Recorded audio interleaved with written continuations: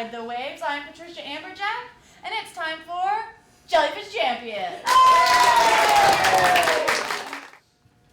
Take a look at your clue.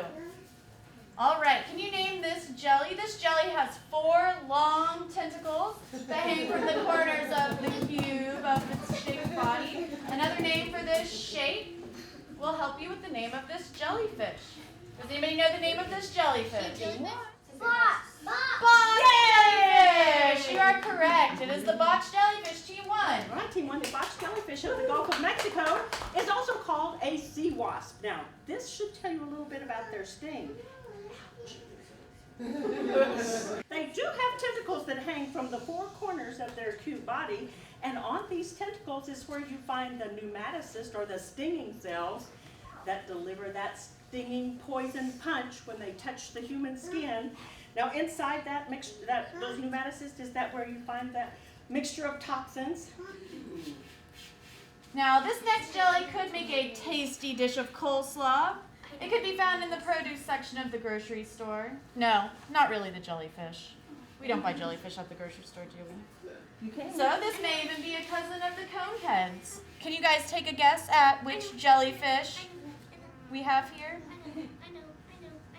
Cabbage jellyfish? Cabbage what? Cabbage. Cabbage jellyfish? Is that whole Cabbage jellyfish? Yes, correct. Cabbage head jellyfish. Way to go, Team 3. Now, cabbage head jellyfish, they're kind of like these guys over here. They're everywhere. Sometimes they're actually called cannonballs. I've even heard people say they have jellyfish fights with the cabbage head jellyfish because they don't sting. But they are considered a pest to the fishermen who like to drop nets in the water, because when they're pulling those big nets in, it gets all clogged up with cabbage head jellyfish. This floating phantom is also not a true jelly, but it is very common here in the Gulf of Mexico. It is probably one of the most feared creatures in the water.